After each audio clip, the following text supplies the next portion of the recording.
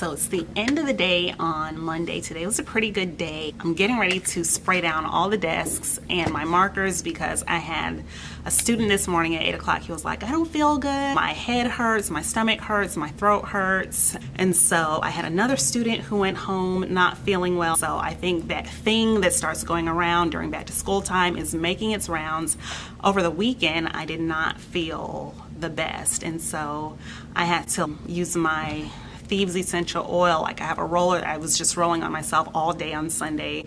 I was taking drops of Thieves essential oil and diffusing it in my diffuser. That was like Sunday. I felt like I was coming down with something. By Monday, yesterday, I was already feeling better. So I just knocked it out before it even really had a chance to hit me too hard.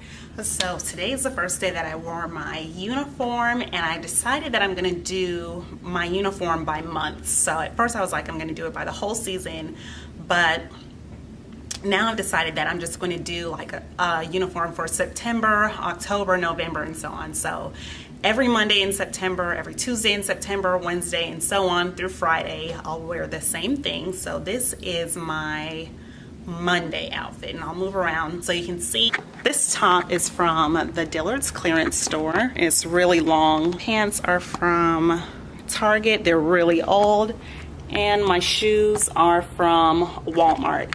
And guys, I would not think to get shoes from Walmart, but a vlog really long ago, Vanessa from My Second Grade Life had the cutest black shoes, and she said that she got them from Walmart. And so I went to look for them, and I found them, and they didn't have my size. And then when I was at another Walmart, I looked for them, and I found them, and they didn't have my size. And then another Walmart I went to, I looked for them and I found them, and they didn't have my size, so I just gave up. But that let me know that like they do have cute shoes sometimes at Walmart. So Vanessa, thanks a bunch if you ever see this. My students today were doing intellectual art for reading, and that's something that we do at the end of each unit. So let me show you what the intellectual art looks like. They get some butcher paper, and it's a chance for them to just show what they've learned and have been working on during the unit. So our very first unit in reading was sequence of events, and we focus on what the important events are. We talk a lot about, is this something that relates to the character's goal or problem? And if it does relate to the character solving their goal or reaching their goal or solving their problem, put it in the flowchart. But if it's not, then it's probably just an interesting detail that the author included to make the story more enjoyable. Here is what one group did. We spend 9 days reading our books. So we do 2 books over the period of 9 days. They read Mr. Putter and Tabby, Pick the Pear, and they said sequence helps us put the events in order. That really should have been a flowchart. Helps us put the events in order. And then here's their flowchart with all the different events.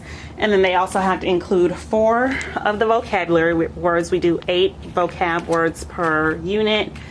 They did vain, whale, clever, gallop, and clumsy. They also have to include the pattern statement.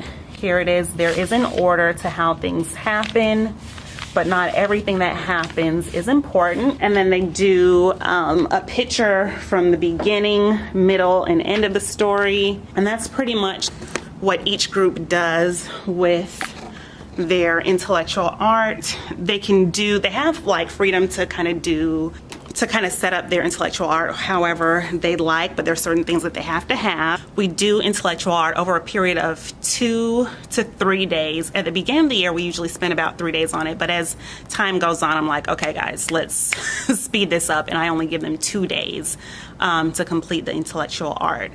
So that was reading today. For writing, we've been working on narrative writing, and I'll just show the chart that I used for teaching them transition words today. So we just went over starting words, continuing words, and ending words. This is the narrative I made up. It was about a cookout, and I just had the word "and" in here like 1,000 times. I modeled for them how to use the transitional words to move the story along instead of just using the word "and" 1,000 times. That was writing, and I'm just getting some paper towels. because like I said, there's something going around, and I know that our maintenance team does not clean off the desks. Like, they don't wipe them down every day, but I do want to make sure that we're staying well in here. So I'm gonna make sure that I wipe their desks down so that we're not spreading the stuff. And for the intellectual art, they were using my markers today. And so because of that, I am going to also just give a good spray down of all my markers. Anyway, I need to head out now so I can go pick up my baby boy. I just wiped all the desks down, and I am gonna go to Aldi. Last week was the first week that we went 6 days in a row eating in, so we didn't eat out at all. And I know some people, like, that's not a big deal because they cook dinner every night, but we end up getting lazy, not feeling like cooking, or we just don't plan enough in advance, and then it's like 6 o'clock and we're like, hey, what are we gonna have for dinner? And by that time, you know, it's way too late to cook anything, so we've just been eating out. But last week we did Saturday, Sunday, Monday, Tuesday, Wednesday, and Thursday, all eating in, and then starting on Friday, we ate out. So we were driving back home on the road yesterday, and I was like, Kevin, we have to do the same thing again this week. Like, we have to start eating in. All right, guys, so we just got home. I need to unpack all the groceries from Aldi. I'm just going to be heating up the food that my mom made for us yesterday when we went to visit her. And I'm gonna unplug. I did a vlog over the summer showing you guys my fall schedule, and here it is. So this is my fall schedule. Wake up at 5 o'clock. Yeah, right. I have not been doing that. Try like 1 hour later. So this is about the time that I have been actually waking up. And so, well, it kind of throws my whole morning off because I wake up so late. I wake up at 6. Then when I get home in the evenings, I'm sometimes leaving a little bit after 4. And dinner time is after 6 because, like, I am starting dinner too late, and so it's just like a mess. I like to multitask, and I like to listen to podcasts while I'm cooking and getting things together, and like listen to and watch YouTube videos and that kind of thing. But it doesn't work out the best for me, or like check Instagram or Facebook or whatever, and I just get too distracted. So I have found that on the days when guys, baby wants me to pick him up. No, you don't want me to pick, where you want mommy to go somewhere? Mommy. What do you want mommy to do, Ian? Mommy. He's pushing me, he wants me to go somewhere. So anyway, basically what I was saying is when I completely unplug, that is when I can just knock things out, really give my attention and my focus to whatever the task is. And y'all, I have a pushy toddler here. He's literally pushing me, so I gotta go. I'll check in with you guys later. So I just ate my dinner while Ian was watching cartoons. I really kind of liked it. I just got to sit down and have a relaxed, is that a thing? Like, I feel like that's not the right word choice. Relaxed. Got to have a relaxed meal while he was watching TV, and then when I finished just cleaning up my area or whatever, then I came and I brought him over to the table, and so now he is he's eating his dinner. We are having leftovers that my mom made, same thing that I had for lunch today. So you see he's having rice and peas with I just cut up some soy chicken in there for him, and little pieces of avocado. Caca? He calls his avocado caca. So that's what we're having for dinner. But it took me a really long time to like clean up, and I thought I was gonna get a lot more cleaning done than what I actually did.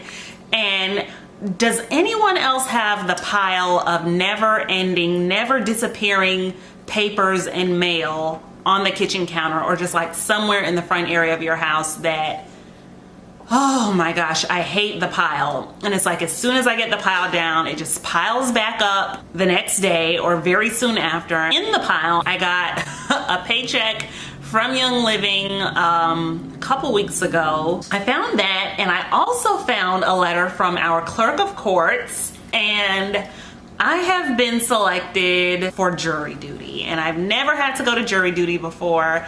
And this one is for September the 17th.